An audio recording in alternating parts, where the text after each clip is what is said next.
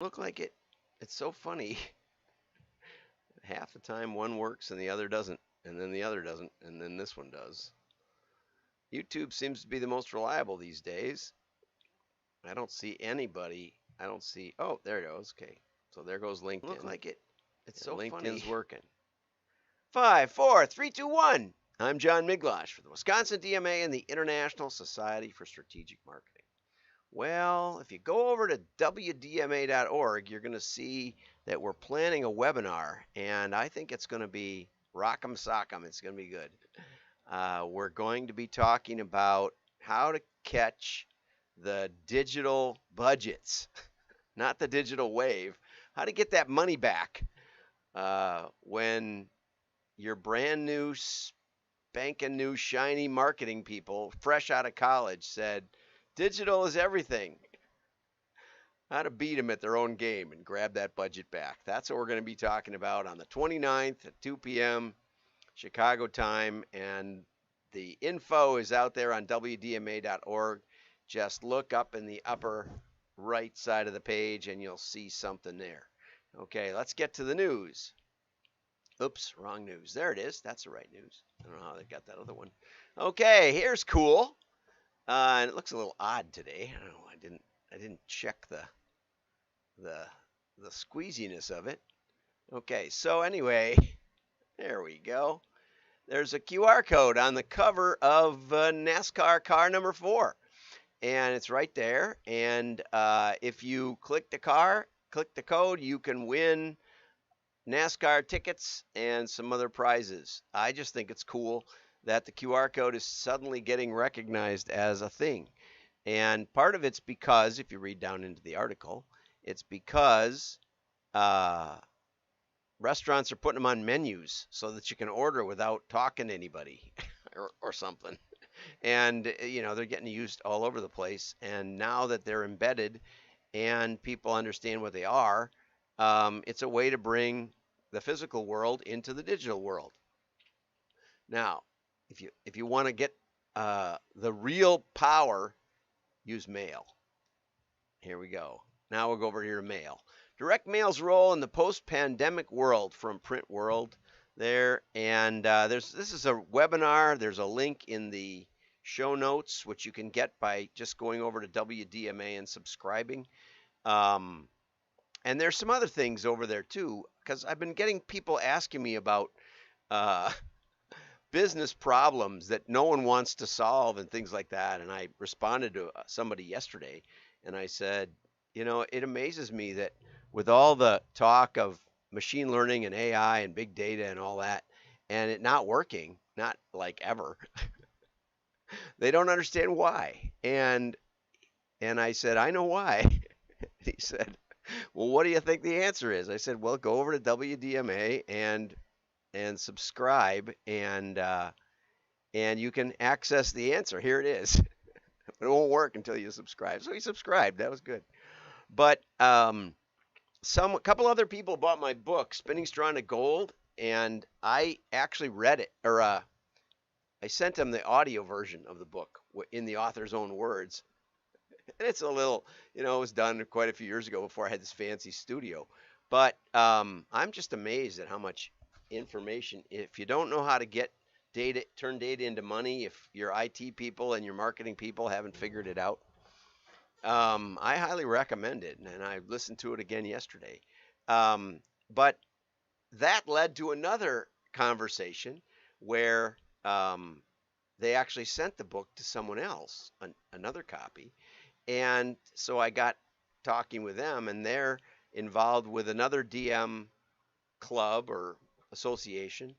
And I went over there, and they had a rich section of classes that you could take about direct marketing, and I was really impressed. And then I went looking through the classes, and it was on SEO, and it was on or Google Analytics, and all of this really passe information, and nothing on mail. The cutting edge, the highest engagement, 100% engagement, the most high-tech medium today. I was shocked. I was stunned. So we'll have to work together to get them up to speed. And it got me thinking that I think we're going to have some special classes over there on wdma.org because we may be the only ones talking about this in the entire world. But anyway, back to the article. I love the way these articles start out. You might think direct marketing is old school and dead and no longer needed, but direct mail matters because the USPS says so. And that's about it. But anyway, we'll just go on. This is the article I wanted to get to yesterday, but I couldn't. How to Test Your Direct Mail Campaigns by Mike Gunderson. And one of the things I like about Mike's writing is it sounds like he actually does tests. Because there's a couple of key things in here that reveal that he knows what he's talking about, and that's rare these days. So if you can find truth tellers, go find them and stick with them because you'll learn a lot. They may not always be right, but they will know something. They'll probably know a lot. So anyway, the first point is that marketers should always look for ways to improve their campaigns and their outcomes. And the best way to do that is through testing. Because the alternative, which is the more popular way, is to try this and try that. Burger King did the Moldy Burger campaign, which got a lot of attention, but I'm not sure it sold many burgers. And then they did the Women Belong in the Kitchen, which got a lot of attention, but I'm not sure it sold any burgers. And you can keep trying new stuff, but that's not testing. And there's a really big difference. And for my money, if you boil down the essence of direct marketing, it's testing. It's not trying one thing and then another thing and then another thing. And that's what brand advertising and advertising agencies love to do, because they only have to get the audience of their peers to think it's cool. Doesn't matter if it sells, because it'll just be one more thing that didn't sell. Whereas in direct marketing, in the history of direct marketing, see Claude Hopkins' Scientific Advertising at scientificadvertising.com for some of the history of direct marketing. Another great short book. And you can get it in audio for like $10 or something. I forget. I actually got it, and it's really great. Maybe I'll listen to that again. I got to drive tonight. What top marketers understand is that testing is never a one and done activity. And part of that is because all interesting data reveals new questions. It can't be helped. The question of a wise man is half the answer, they say, but that's one of the challenges of marketing, since we're trying to predict the future, is whenever we get something concrete, it triggers in us another opportunity and another chance to test something completely different. Now, Mike here, I think he has a kind of a limited view of testing, because it basically, it says it can inform you. It's an ongoing process that helps answer questions and inform every aspect of your marketing initiatives. It also can confirm what you already know, but it also can reveal outcomes. This is good. That may have gone against your gut instinct or previous personal experience. Now, it does that when the results come in, because you thought A would win and B wins. And the more experienced your advisor, the more you may be able to guess that. And long ago, I learned that just because you want to do a valid test doesn't mean you have to do a 50-50 A-B split. If you think one is dramatically better, then give that 3/4 of the volume of the test. Otherwise, you're just losing money for no good reason. We did and it's up on my wall here. I could bring it down, but I'm not gonna. We did a really fancy imprinted merchandise catalog. It was the only full catalog where you could buy a hat or a golf ball or a pen or a jacket or anything you wanted. And we had some really good clients. The imprinted merchandise company did, and so we put the clients on the items because back in those days, Brown and Bigelow and stuff, it was just all tchotchke stuff that you'd get at the dry cleaners or at the gas station or something, would hand out free pens. And we were working with 3M and Pontiac and General Motors and and Caterpillar and a lot of really great companies, a lot of great brands. And so we put the brands on the items to try to elevate the whole category. And after it was out a while, I would hand it to friends of mine who owned companies, and I would say, "You might need some of this stuff." And they'd look at the catalog at the cover and they'd say, "Why would I want to buy a Miller hat or a Pontiac hat or whatever it was?" And I would say, "No, no, this is so you can put your imprint on it." And they'd go, "Oh, yeah, we buy that stuff." And then they take the catalog. Well, this happened to me about a dozen times, and I thought, there's a little bit of a disconnect here. I'm getting the same answer over and over and over. And so I went to my boss, the owner of the company, and I said, "I think we should test this." And and he said, "That sounds like a good idea." So I went to my creative director, and he said, "You're going to schlock this catalog up." And so I ended up firing him. It's like the only guy I ever sat down and just said, "You're fired," because he wouldn't run the test. But I was so convinced that it was going to work that, I had to fire him. I got a new creative director, and he said, and it's like his first day, and we were just in his office talking, and one of the junior designers came in, and and Peter, that was his name, said, "John's got a test idea for you." And the other guy, I forget his name, said, "John's going to schlock up the catalog." And Peter said to me, "John, do you think this thing is really going to make a difference?" I said, "At least 20%. People don't understand what the book's about." And then the creative director, Peter, whipped around. He said to the young guy, he says, "Your job is not to decide what we test. Your job is to make it look as unugly as possible." Well, long story short, it did 40% on a 600,000 piece test. And from then on, we had your imprint here, and it was a really good test. I should put up the slide, but it was a short show. And from then on, I realized that I could have mailed 400,000 of my conviction and only 200,000 of the control. But instead, I mailed them 50-50, 300,000 each. I could have probably done it with 100,000 of the control or less. Anyway, so not only can it reveal, it can also be a strategic element. And I've told the Lovesac story where we started testing in mail with solid results, testing 4 different offers that they were using in all their mass media, all their social media, and on their website. And we found that one of them was about 3 or 4 times more powerful than the rest at actually driving traffic and driving sales. And so it's not just about testing your mail campaigns.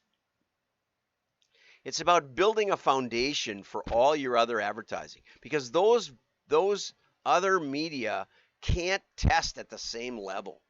They can't test because they don't have the engagement. You don't know who saw it. You know who responded, but you don't know the other half of the equation, who saw it. And with mail, because you have to look at it, because a decision maker in your household looks at it, because of that, you have the 100% engagement.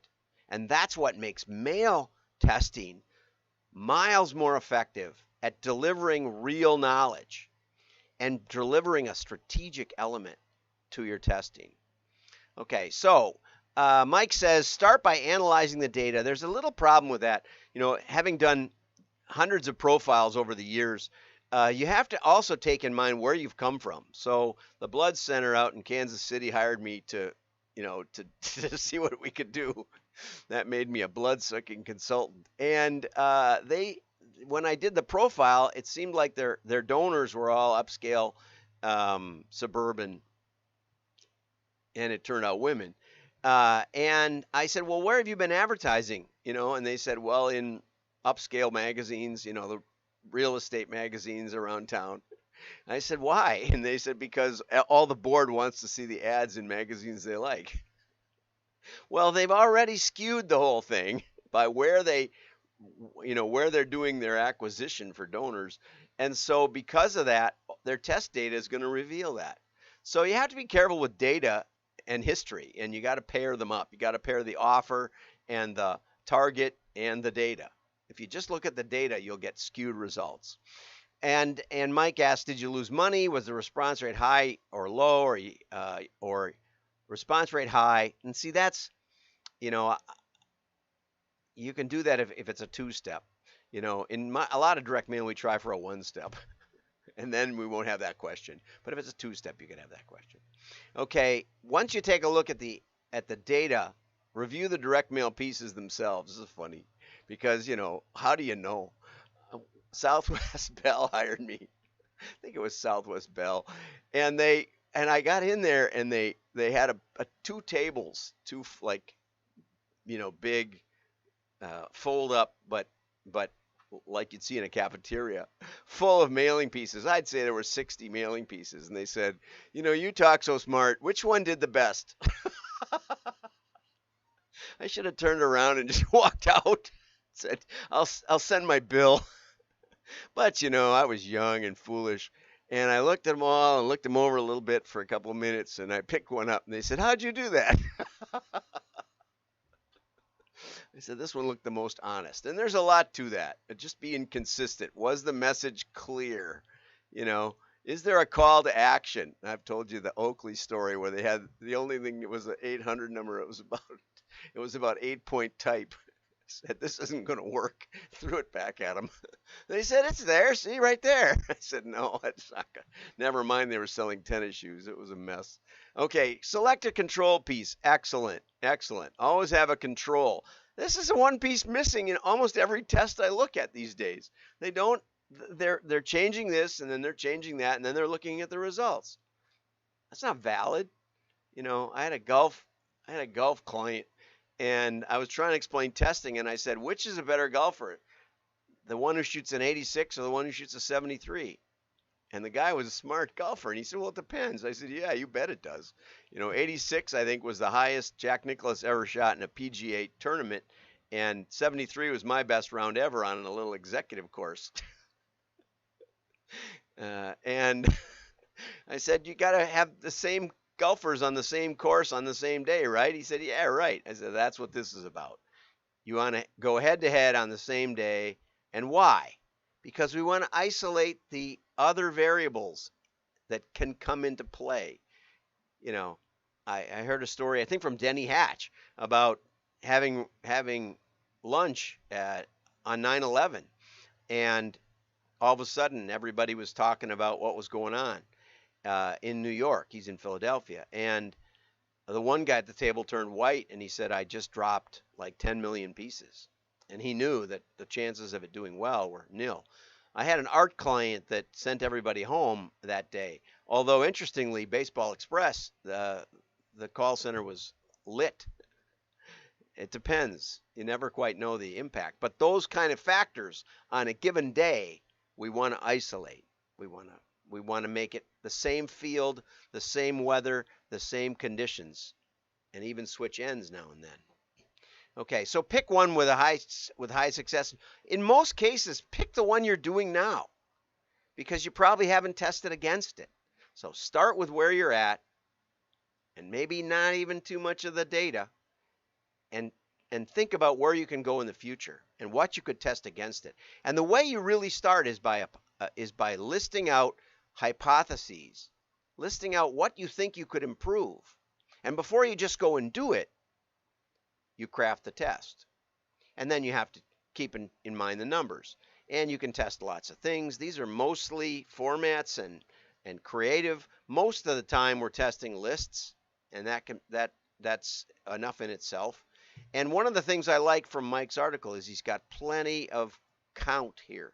He's got plenty of count. You don't test with 500 pieces and think you've got a statistical significant panel, okay? First of all, there may not be much difference. But second of all, if you're pulling 3.5% with 500 pieces, you've got a plus or minus 1.5% on there with 95% certainty. This is just like, okay. And the next time something else will happen, right? If you're going to do head to head, you're going to have to do something. And he also, this is how I know he knows what he's talking about. He goes over here and he says, okay, so we got package A and package B, offer 1, offer 2. So we're going to test 4 things, really. Well, it depends. This is 2 offers on 2 different packages. But we end up needing 4 panels, and he says we're going to have different lists. And so he's got 150,000 pieces in here that he's testing. And that gives you a perspective of, if you really want to know for sure, test fewer things and bigger count. That's just a rule of statistical significance. Okay? And obviously measure the results. And I'm not a big fan of algorithmic attribution. Look back at the match back, because they may have ordered online, they may have ordered in store, they may have handed it to their neighbor. So don't forget to look a little, don't just look at exact address match, but give it a little bit of play, because pass along is much greater in mail than it is in digital. Okay, so if you need help testing effectiveness, give Mike a call, or you can call here, join the WDMA. We got a lot of stuff on it. Have a great day. Like and share. Your friends will know you're smart.